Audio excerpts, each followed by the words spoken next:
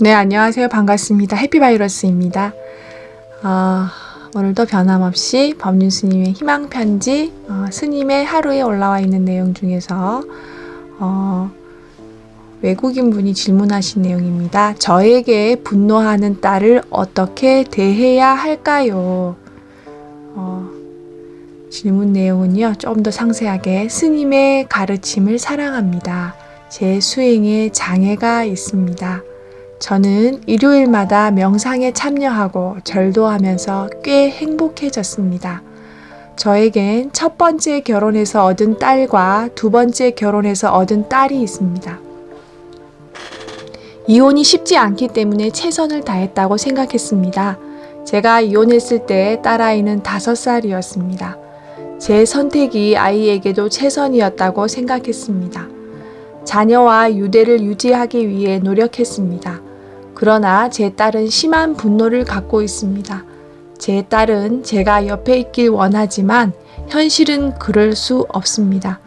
최근에 저를 초대했는데 극도로 분노했고 편지로 많은 고통을 호소했습니다. 저의 수행도 많이 흔들렸고 내면의 평화를 잃었습니다.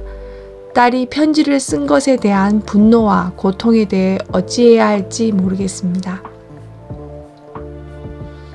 네, 스님 말씀입니다. 딸에게 많은 정성을 쏟았는데 돌아오는 것이 질문자가 원하는 보답이라기보다는 원망이 돌아오니까 마음이 많이 아프시겠네요. 그런데 이것은 예외적인 현상이 아니고 이런 게 인생입니다.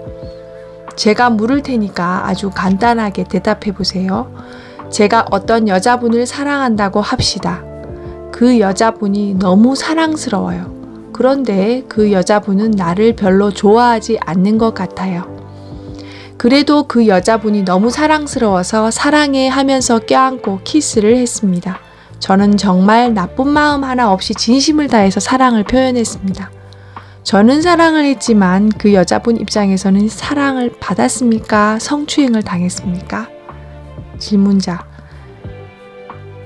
스님, 여러분 입장에서는 성추행을 당했다고 생각할 것입니다. 나는 사랑했는데 왜 여자분은 성추행을 당했다고 생각할까요? 나는 성추행할 의도가 전혀 없었는데 말이죠. 그러니 좋은 의도로 행동했다고 해서 반드시 좋은 결과가 따르는 것은 아니라는 겁니다. 마찬가지로 질문자 역시 본인 나름대로는 딸을 사랑한다고 하는 행동이었지만 딸은 마치 성추행당한 여인 같은 마음의 상태가 된 거예요. 즉, 딸의 마음에 대해서는 질문자가 고려를 안 한 거예요. 그러면 성추행과 사랑의 차이가 뭘까요? 성추행인지 사랑인지 결정하는 기준은 가해자에게 있을까요? 그걸 받아들이는 여성한테 있을까요? 사랑과 성추행을 구분할 때 가해자의 의도가 무엇이었는지가 판단의 기준일까요? 아니면 피해자가 어떻게 받아들였느냐가 판단의 기준일까요? 네, 양쪽 다 가능합니다. 여자분이 그렇게 인지하고 느낀다면 성추행 당한 것입니다. 이 경우에 옳고 그름은 없습니다. 네, 또 다른 예를 들어보겠습니다. 어떤 여자분이 저를 아주 좋아해요. 그런데 저는 그 여자분을 싫어해요. 어느 날 날이 어두워서 제가 그 여자분인 줄 전혀 모르고 욕정에 못 이겨서 껴안았다고 합시다. 그 여자분은 저를 알아보고 있었어요. 그럴 때 그 여자분은 사랑을 받았다고 생각할까요? 성추행을 당했다고 생각할까요? 사랑받았다고 느꼈을 겁니다. 그러면 성추행을 당했느냐, 사랑을 받았냐 하는 것은 그 행위를 가하는 사람이 결정합니까? 받는 사람이 결정합니까? 받는 사람이 결정합니다. 성추행을 했는지 논쟁을 할 때는 가해자가 내가 사랑을 한 것인데 왜 성추행이냐 이런 얘기를 하는 건 온당한 얘기가 아닙니다. 내가 너를 사랑한 것이지 성추행한 것은 아니라고 아무리 얘기를 해도 그것은 진실과 관계없는 얘기입니다. 상대가 원할 때 해주면 사랑이고 상대가 싫어할 때 하면 성추행이에요. 마찬가지로 질문자는 아이가 아빠를 원할 때 부부 갈등에 정신이 팔려서 딸에게 사랑을 베풀지 못한 거예요. 아이는 그때 상처를 입은 겁니다. 반대로 아이에게 아빠가 그렇게 필요하지 않을 때 질문자가 많은 사랑을 베푼 거예요. 딸이 아빠의 사랑을 원할 때는 사랑을 안 주고 아빠의 사랑을 원하지 않을 때는 사랑을 준 겁니다. 그러니 지금 질문자가 억울해할 일은 아니에요. 내가 얼마나 많은 사랑을 베풀었냐 하는 건 지금 중요한 게 아닙니다. 딸은 자기가 원할 때 얻지 못한 것에 상처를 입고 분노를 하는 거예요. 코로나19 사태가 발생하면서 심리적 불안이 더 커지면서 어릴 때 아빠를 찾던 마음이 다시 생겨났고 그래서 질문자를 찾았던 겁니다. 그런데 질문자가 이번에도 또 거절한 거예요. 그래서 어릴 때 입은 상처가 덧나 이제는 분노로 폭발한 겁니다. 지금 거의 제정신이 아닌 상태로 폭발해버린 거예요. 이 감정을 풀려면 질문자가 절을 하면서 이렇게 참회를 해야 합니다. 네가 원할 때 내가 너의 옆에 있지 못해서 미안하다. 네가 그렇게 간절히 아빠를 원할 줄은 내가 몰랐다. 아빠는 너를 사랑하지만 늘 내일이 있어서 너의 마음을 헤아리지 못했다. 그래서 너의 마음을 아프게 했다. 정말 미안하다. 우선 딸을 직접 만나서 사과를 하기 전에 혼자서 이렇게 참회 기도를 해야 합니다. 그래서 질문자의 속에 있는 상처를 먼저 치료해야 해요. 지금 질문자도 상처가 덧난 거예요. 자기 상처를 먼저 치료해야 합니다. 지금 하는 참회는 딸을 치료하기 위한 게 아니라 나를 치료하는 방법이에요. 질문자가 치료가 되어서 질문자의 마음속에 분노가 없어져야 딸도 치료해 줄 수 있습니다. 딸을 만났을 때 딸이 아무리 분노해도 내 상처가 없어야 딸을 보듬어 줄 수 있어요.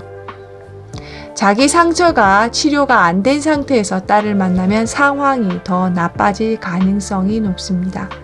사과를 하고 나서 딸이 분노하면 자기도 억울해서 분노를 하게 되고 더 큰 싸움이 벌어져서 결국 원수가 될 수 있어요.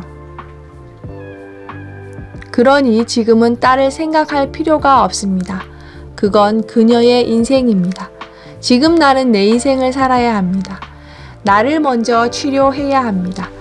딸의 아픔을 깊이 이해하고 참회할 때 내 상처가 치료가 됩니다. 그렇게 자기를 먼저 치료해서 건강을 회복하면 좋겠어요. 부처님의 가르침은 어떤 사람의 마음병도 다 치료할 수 있습니다. 그러니 여러분 모두가 건강한 마음 상태로 돌아갈 수 있습니다. 앉아서 명상을 하는 것은 그런 방향으로 나아가기 위한 하나의 방법일 뿐입니다. 명상을 단순히 기술적으로만 접근해서는 절대로 이런 지혜를 얻을 수 없습니다. 질문자, 스님 정말 감사합니다. 환해진 질문자의 얼굴 표정을 향해 방청객 모두가 격려의 마음을 보냈습니다. 스님은 질문한 3명에게 한 줄 소감을 물어보았습니다. 자신에게 분노하는 딸에 대해 질문했던 분도 소감을 말했습니다. 정말 감사합니다. 지금 느끼는 감사함을 어떻게 표현해야 할지 모르겠습니다. 스님의 법문으로 치유가 처음으로 시작되는 것 같습니다. 감사합니다. 스님은 다시 한번 질문자를 격려해 주었습니다. 그래서 질문을 듣고 나서 첫 마디에 인생이 원래 이렇다고 말했잖아요. 자기만 그런 게 아니라 모든 사람들이 다 그래요. 그래서 모든 부모는 자식에게 배신감을 느낍니다. 모든 자식은 부모에게 불만을 가져요.